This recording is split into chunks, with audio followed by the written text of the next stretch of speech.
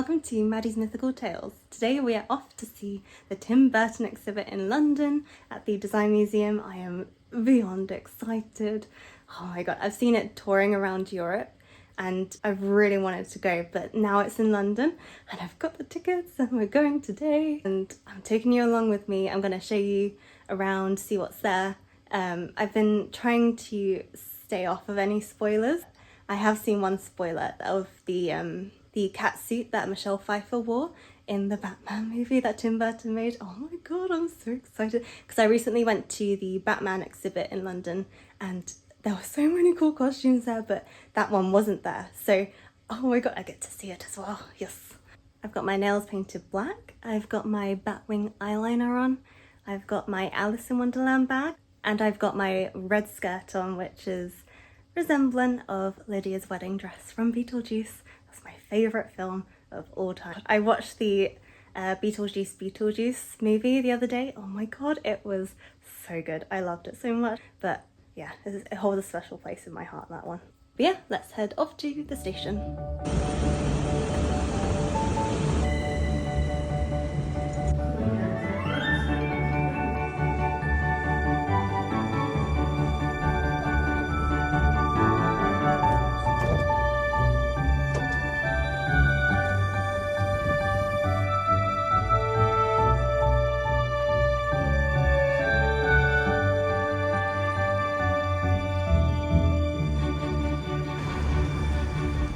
So we got off at Kensington Olympia and made our way to the Design Museum.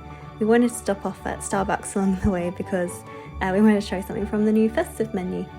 But we also stumbled across the Debenham House, otherwise known as the Peacock House.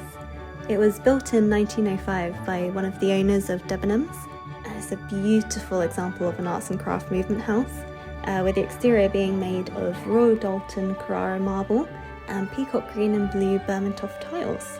The interior is said to have stained glass, painted ceilings, Art Nouveau carved wooden furniture, ornate fireplaces, and even a mosaic with Ernest Debenham and his family amongst mythical gods and goddesses.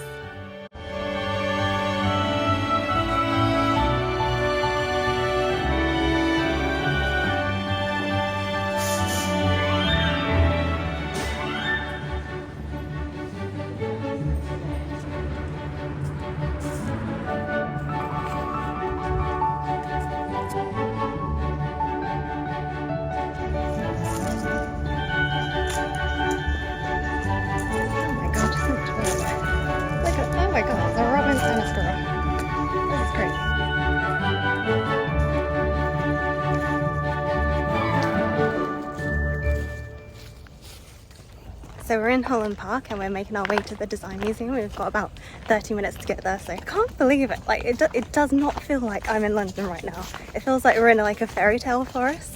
I mean, look at it, all the leaves are falling. It is absolutely stunning. I can't believe this is in London. Yeah, if you're ever nearby, definitely take a stroll through Holland Park. I think there's even, oh my god, there's a squirrel in front of me. It's a squirrel. Oh, look at him. Yeah, so, oh my god, the squirrel's looking at me. Oh my god. This is so cute. Oh my god. Oh my god, there's another one. Oh, this place is just incredible. Okay, I need to calm down. But yeah, I think there's a Japanese garden here as well. So I'm gonna try and find that. I think by the time we get out of the Design Museum it will be dark, so yeah, definitely want to quickly walk through here. Oh my god, I can see it. It's so pretty. It does not feel like London. Okay, I'm gonna just show you.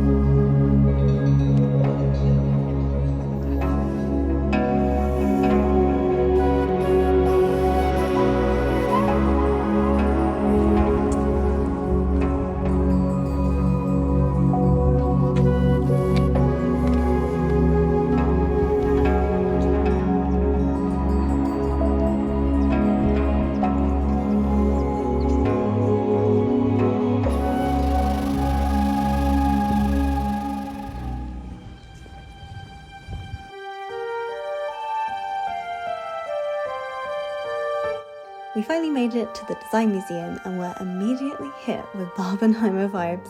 Or, I guess in this case, Burton vibes. Once we got into the exhibition, we queued down this hallway with a timeline of Tim Burton's career and films that he's worked on. Oh, and there's my favourite. Wednesday is my current obsession, and the bit in the exhibition that's about her is honestly so cool. Stay tuned.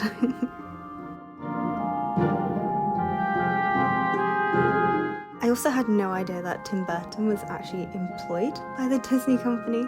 I just always had it in my head that he's been a director for them. He was actually an apprentice and worked on films such as The Black Cauldron. The Lich King illustration looks quite similar to how he actually turned out in the film, but I don't think any of the other concept art made it.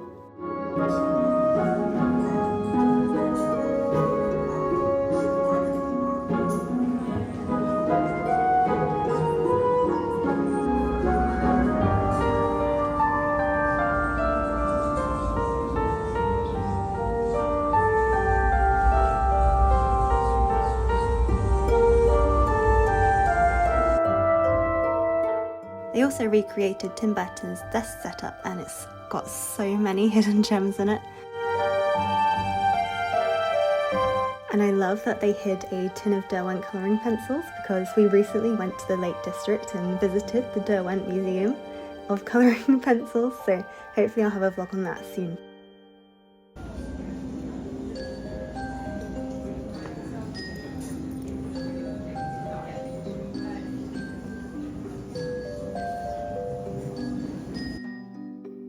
Another thing that I really loved about the exhibition is that they paid homage to the inspirations that Tim Burton had while growing up. And Ray Harryhausen, for example, who is the father of stop motion animation, was paid homage to in The Corpse Bride on the piano, and I always notice it and I've always wanted to point it out. So yeah, here it is.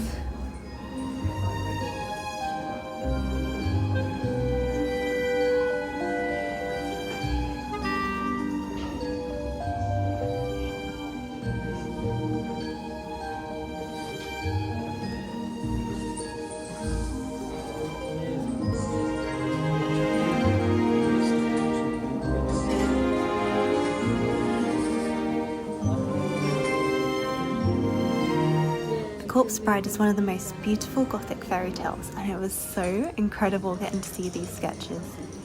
The story is based on The Finger and The Demon in the Tree, which were folklore stories published in Jewish folklorist Howard Schwartz's book called Lilith's Cave.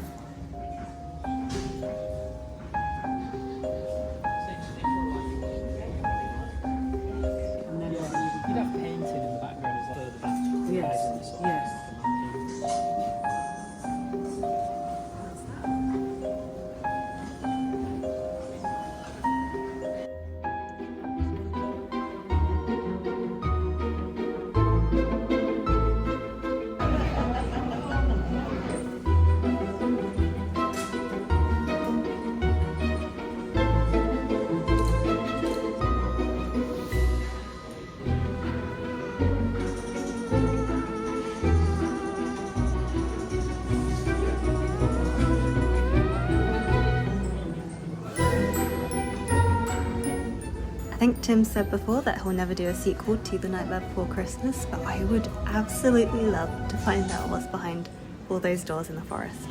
Does anyone else agree?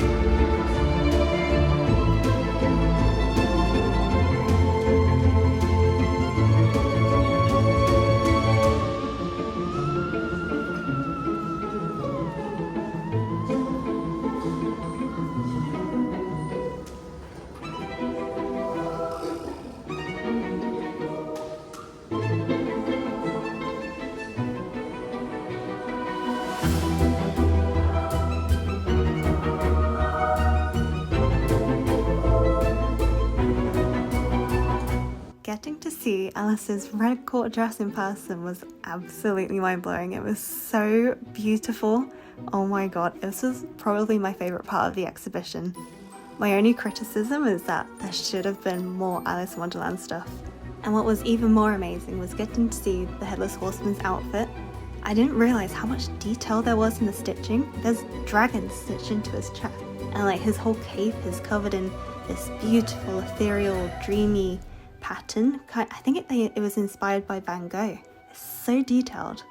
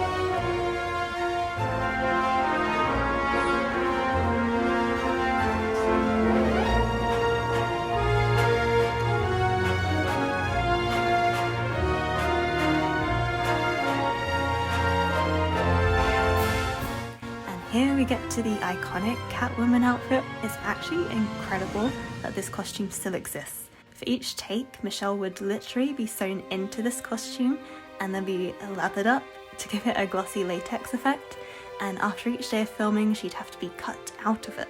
She was also professionally trained on using this whip.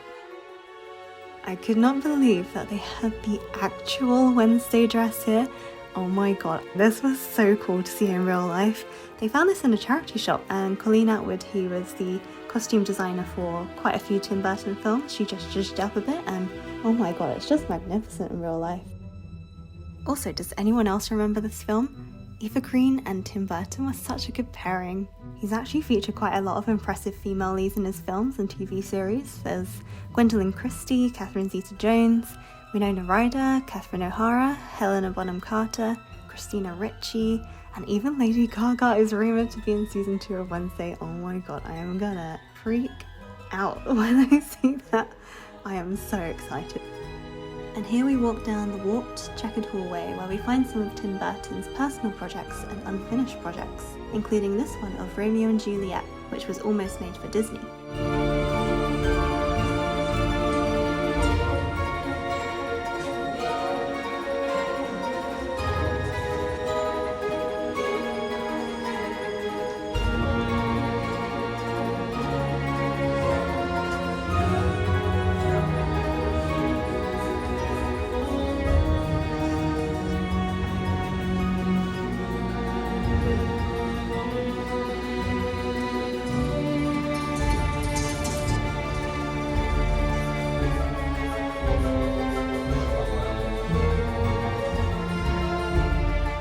Okay, so this upcoming painting was referenced earlier on when we were looking at Tim Burton's replica desk layout. It's called Blue Girl with Wine and was painted by Tim in 1997 using oil paint, and this lays the foundation for the majority of his female characters. You can really see where he got Sally from The Nightmare Before Christmas in the Catwoman suit, and even Dolores in the new Beetlejuice film. He used the S stitching on her face directly from this painting. He's wanted to do this with Sally, but he finally got to use it in Dolores.